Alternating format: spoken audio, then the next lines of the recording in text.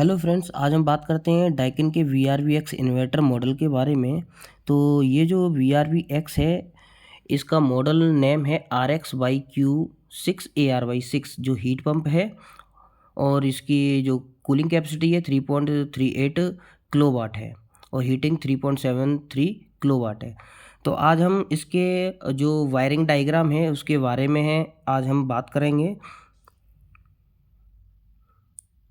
तो जैसे कि आप ये देख रहे हैं, वायरिंग डायग्राम है जो VRV ऑडियो के जो कवर पैनल होता है उसमें मेंशन किया हुआ होता है। तो इसमें आप देख सकते हैं पावर सप्लाई वायरिंग के वायरिंग डायग्राम। तो इसमें आप देख सकते हैं, तो ये जो पावर सप्लाई है 3 फेस की पावर सप्लाई है और विद न्यूट्रल 380 और 415 वोल्टेज 50 हर्ट्ज़ की। तो यहाँ आप देख सकते हैं L1 L2 L3 जो पावर सप्लाई आई है जो MCB से जो सीधी पावर सप्लाई आई है ऑडियो के टर्मिनल पे X1M L1 L2 L3 में जो are red white black blue है। इसके बाद अब हम बात करेंगे जो नेक्स्ट PCB के बारे में। तो जो नेक्स्ट PCB है आप देख सकते हैं, इसमें जो नेक्स्ट PCB है वो A6P है। जो है आप ये देख रहे हैं A6P जो PCB है ये हमारे ओवर वोल्टेज प्रोटेक्शन की PCB है, जो ये हमारा ओवर वोल्टेज प्रोटेक्शन पे सेव करता है सर्किट को। जिसमें आप देख सकते हैं इसमें है A6P printed circuit board over voltage protection के लिए। तो ये जो A6P है इसका जो मार्किंग है A6P की, ये ओवर वोल्टेज प्रोटेक्शन का PCBs है।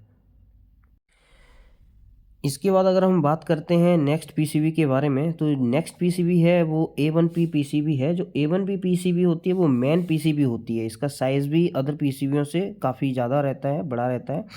तो A1P है, ये जो यहाँ से लेके ये फुल आप जो देख रहे हैं ये पूरी PCB A1P यानी मेन PCB इसको बोलते हैं, मेन PCB। अगर A1P के बारे में देखेंगे तो यहाँ मेंशन है A1P printed circuit board main. तो ये मेन PCB है A1P प्रिंटेड सर्किट बोर्ड। अब इसके बारे में आप देखेंगे यहाँ जो सप्लाई आई है रेड ब्लू ब्लैक है जो मेन सप्लाई आई है।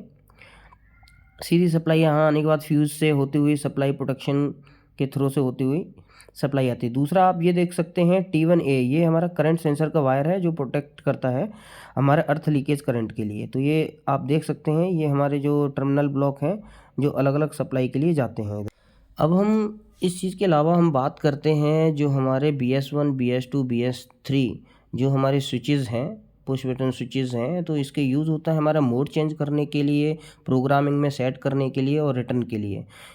इसके अलावा DS1 और DS2 स्विचेज़ हैं जो डिप स्विच हैं जिनको हम ऑन और ऑफ कंडीशन में लेते हैं, नए यूनिट हमें ऐड ऑन करने होते हैं उस कंडीशंस में और टेम्परेचर कंट्रोल के लिए।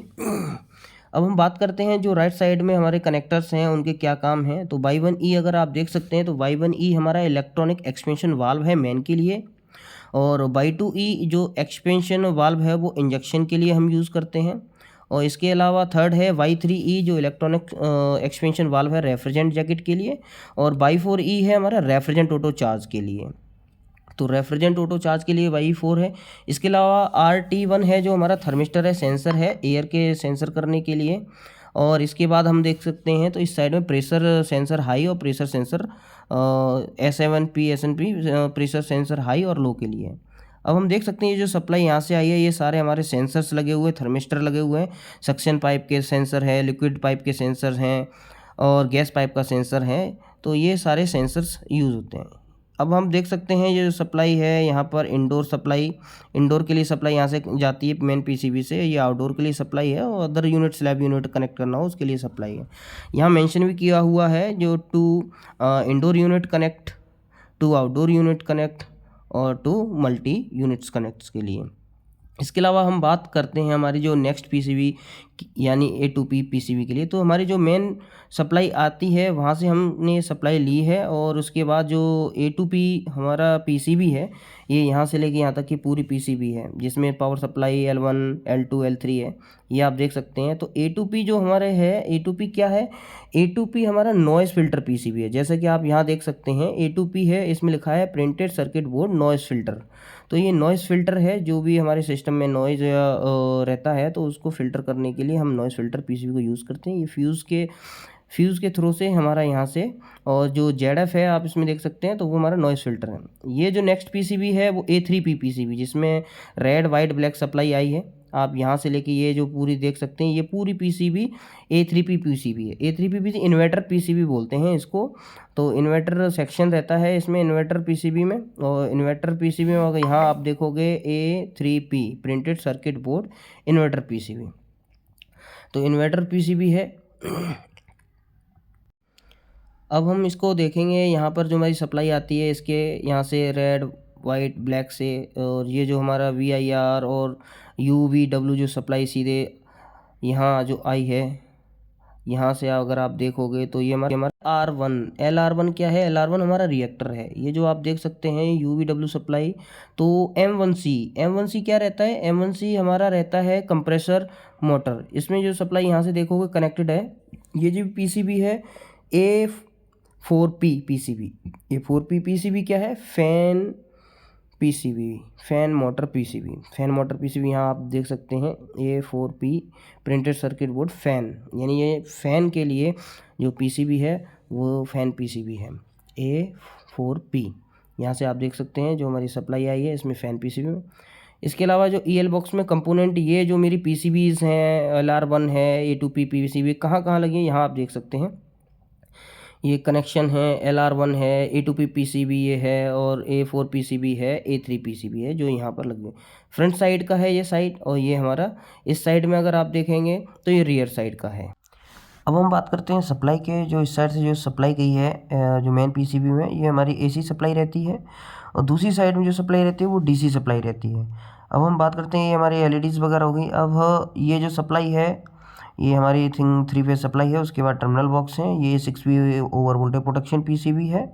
और इसके बाद जो ये पीसीबी है ये हमारी A1P हमारी मेन पीसीबी है। मेन पीसीबी के बाद अगर हम बात करते हैं, मेन पीसीबी के बाद जो है ये A3P पीसीबी है इन्वर्टर पीसीबी, और इसके ऊपर पीसीबी A2P पीसीबी है, ये हमारा नॉइज़ फिल्टर पीसीबी है। और A3P पीसीबी के बाद जो हमारा लगा हुआ रहता है वो हमारा कंप्रेसर रहता है। इसके बाद जो हमारा फ़ैन पीसीबी के साथ कनेक्टेड रहता है वो हमारा फ़ैन मोटर लगा रहता है। तो ये A4 पीसीबी है। तो ये सर्किट डायग्राम जो आप देख रहे हैं ये हमारा VRV-X मॉडल का है। तो इसके नीचे आप देख सकते हैं जितने भी शॉर्ट नेम रहते हैं, जो इंडिकेशन रहते हैं वो आप यहाँ देख सकते हैं। A1P का मेन पीसीबी हुआ। तो ये VRV-X का वायरिंग डायग्राम था। होप आप लोगों को समझ में आया होगा।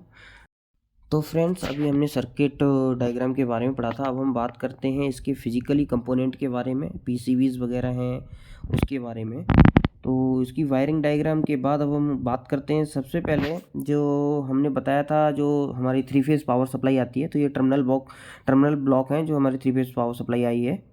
इसके बाद अगर हम बात करते हैं पीसीबी की, तो सप्लाई के बाद 3 फेज़ सप्लाई के बाद जो हमारी पीसीबी फर्स्ट पीसीबी रहती है वो हमारी पीसीबी रहती है ओवर वोल्टेज प्रोटेक्शन पीसीबी, यानी A6P पीसीबी है जो ओवर वोल्टेज प्रोटेक्शन की पीसीबी है। और सेकंड पीसीबी होती है हमारी जो कंट्रोल पीसीबी जिसे कहते हैं, यानी मेन पीसीबी बोलते हैं A1P पीसीबी। इसमें आप देख सकते हैं कि जो हमारा लेफ़्ट साइड में जो हमारी जितनी भी सप्लाई रहती है, राइट साइड की जितनी भी सप्लाई है, यहाँ आप डॉट डॉट डॉट डॉट आप देख रहे होंगे, जो 2 पार्टीशन में डिवाइडेड है, एक AC सप्लाई और एक दूसरी DC सप्लाई। AC सप्लाई हमारे सोलेनॉइड वाल्व हो गए, 4 वे वाल्व हो गए, और क्रैंक हीटर वगैरह की सप्लाई हो गई, एक्यूमुलेटर के लिए वाल्व सप्लाई होगी। तो राइट साइड में जो सेंसर के लिए सप्लाई रहती है, DC supply high and low liquid के गैस के लिए वो सप्लाई रहती है। अब हम देख सकते हैं ये जो नेक्स्ट पीसीबी है वो है नॉइज़ फिल्टर पीसीबी यानी A2P पीसीबी है जो नॉइज़ फिल्टर है, सिस्टम के नॉइज़ को फिल्टर करने के लिए। उसके नीचे अगर आप देख सकते हैं तो वो फैन मोटर पीसीबी है, A4P PCB fan motor PCB. तो जो फ़ैन को कंट्रोल के लिए पीसीबी रहती है, इन्वर्टर पीसीबी से जो सप्लाई जाती है वो फ़ैन मोटर पीसीबी से होते हुए फ़ैन मोटर के लिए सप्लाई जाती है।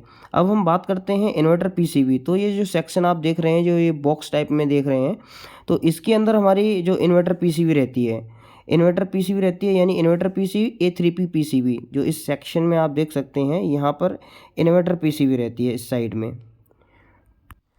आई होप कि आप लोगों को VRV-X की सर्किट डायग्राम और उसके कंपोनेंट के बारे में आपने अच्छे से समझा होगा। तो आपको कैसी वीडियो लगी कमेंट लाइक शेयर कीजिए प्लीज़। Thank you.